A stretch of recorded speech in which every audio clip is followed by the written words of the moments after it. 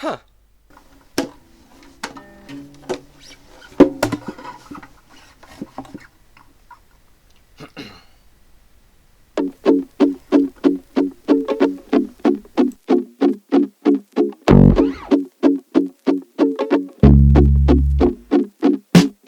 Okay, I mean, we've all been here. You're watching a movie and about a third of the way through you're like, this is crap. And then the realization comes that for the price they made this movie, they could have bought this painting. Wait, that can't be right. The point is that a lot of other good could have been done with the money, but instead the audience is left thinking, where did it all go? And I don't blame you. There are so many brilliant films that are made for the fraction of the price of some monstrosities. And yeah, you'd think with this much manpower, money, and well, more money thrown into something, they could hire some decent actors, good CGI artists, have it make sense. But there's more to it than you think. Okay, so in this video, I want to look at how this happens. Why does money not actually equal quality? I've collected some theories and ideas that I think would help explain this. Let's get started.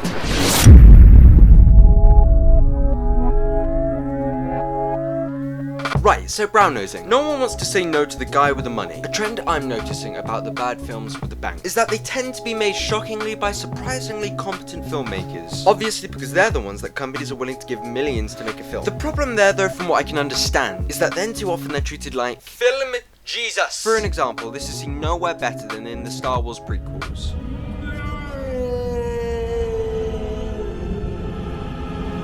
It only would have taken one man, one regular, sane, non-drunk, non-deaf, non-blind person to say to George, yeah, Jar Jar Binks, he's kind of dumb.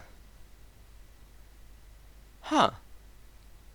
Oh yeah. But no, instead this genuine genius went round saying things like this. Jar Jar is a key to all this. If we get Jar Jar working, because he's a funnier character than we've ever had in any of the movies before. Well, I know this is going to work. I know it's going to work because it's impossible. We were just blown away. And you know, everyone pretended like that wasn't insane. People are disillusioned into thinking films are made by one good man. But in truth, directors are regular people that have dumb ideas too. But the creative team's job is to contribute to and filter those ideas. But you know, if everyone on the writing team is about to propose or run in fear, then how do they do the job they were hired to do?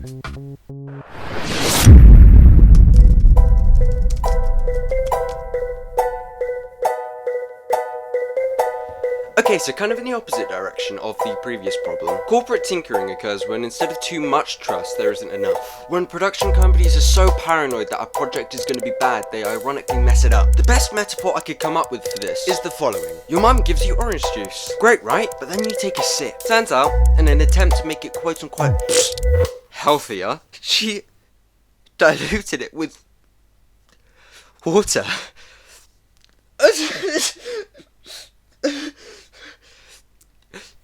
Oh crap, I'm still recording. You see, imagine the orange juice is the movie you paid for. Tangy, tasty, sweet. The water would be the rubbish the studio throws in. Like fan service, nostalgia, franchise bait, in order to artificially in some way make it better. But in reality, giving us some sort of Frankenstein's monster of a beverage. Now, from what I can understand, this is far less common with low budget movies. Because with a smaller investment, higher risks are more acceptable. Okay, let's take the film Night of the Living Dead. Hey, I talked about Night of the Living Dead twice on this channel. Go watch my other video. Oh, police! Oh, cop! Get out on the ground! No! Get out! I would like to apologize for coughing. Oh, police! Get out on the ground! The point is, that movie was made on a budget of $114,000, and it managed to pretty much invent zombies. Yep, Green Lantern cost $200 million and still managed to have a Hot Wheels scene. And, wait, is that Taika Waititi? I believe in terms of the proportion of creativity to budget, with some exceptions. Low budget movies are just allowed to do far more.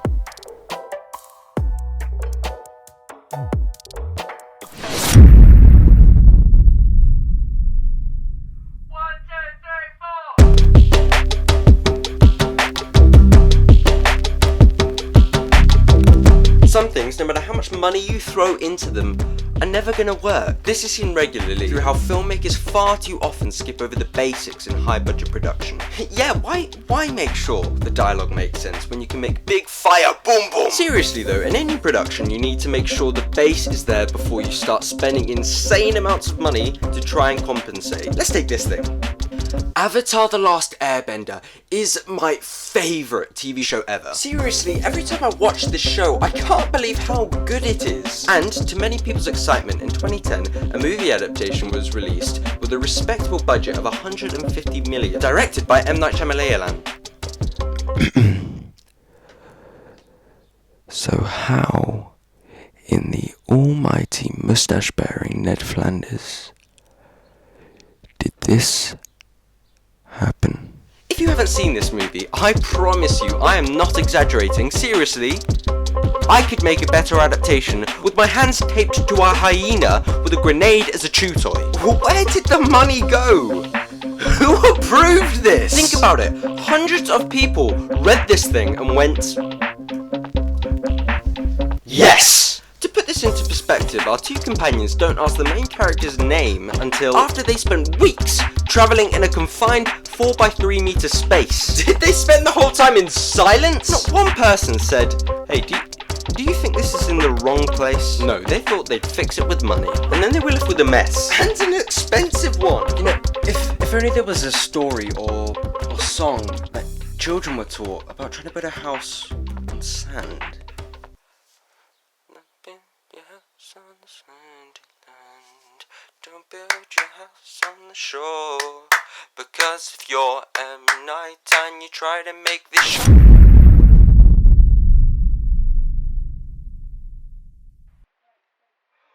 2, 3, 4.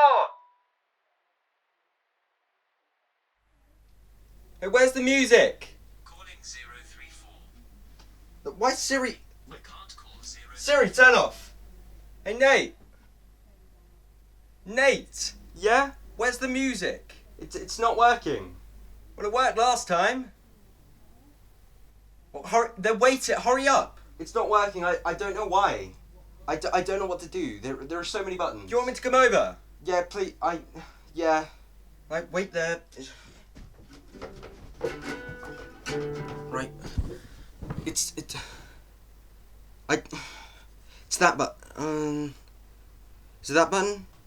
This one? No, that's the song we just played, you idiot. Is that... No, No, move your hands. Right, do you see what I mean? No, it's not that. No, that's the song. I'm trying. These are the songs we've already played. I don't know what that is. Buttons, I don't know what to do with this thing. Hi, how are you? Was that SpongeBob? Oh wait, no. Okay, it's this button right here. Right, that one. Right, you ready? Right, I've got it. Yeah, I've got it. 1, 2, 3, 4. Nate, where is the music? I don't know.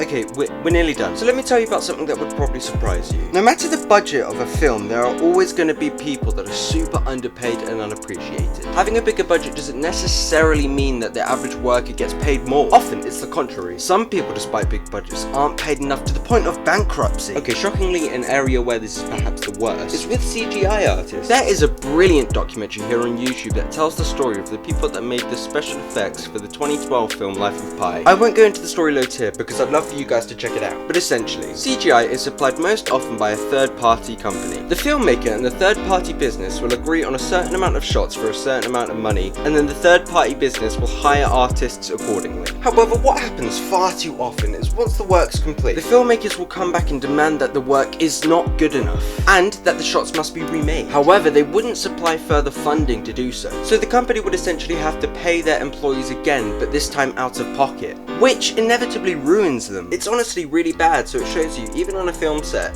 that's worth $120 million, money can still be scarce. Did you know Keanu Reeves gave $75 million to the special effects and costume workers that worked on the Matrix trilogy because he could recognise that the work they'd done was valuable and that they deserved it? All I'm suggesting is high budget films don't need to necessarily be bigger, but instead better. I think we can all agree that it's quality over quantity. Hot Fuzz, one of the best films of all time, 5 million.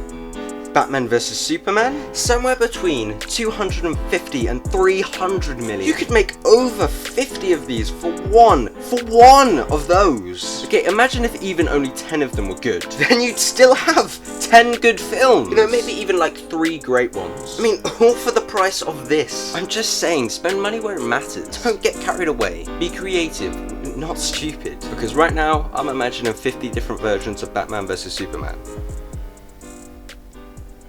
I'd love that. Thanks for watching. Actually, don't play the music yet. I just wanted to say a side note. The person that did the effects for this video is being evicted from his house by the police because I don't pay him enough. Wait a second, I did the effects for this video. Huh. Oh, police! Get out of the house! No! No! No! Why do you guys keep following me?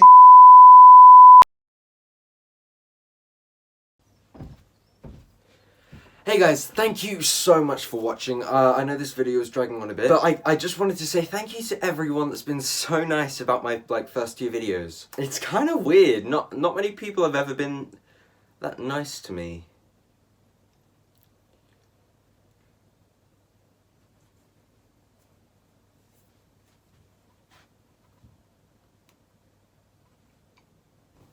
But wow, you guys are like weirdly kind. So like, thank you. But genuinely, I didn't think the videos would do that well. And a couple of you have actually reached out to me. It's weird, people aren't this nice to me.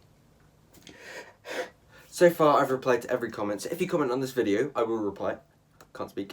I will reply. I will reply. I will reply. I will reply. I will reply. I will reply. I hope you liked the video. Remember, I'm a 17-year-old that's never been on a movie set, so most of what I say is probably wrong. I really love making these things, and I hope I can do more in the future. Especially because you guys like them. Weirdos. The only problem is they take quite a while. But some free time came up. Some of you asked for it. There you go. I think that's pretty much it. The whole like and subscribe thing. Yeah, that would be nice. That might be brilliant. I don't know why I'm keeping you here, to be honest. Leave. Go away. Please go. Please go. Please go. Leave. Bye. Hey, Mum! Yeah? I think they bought it.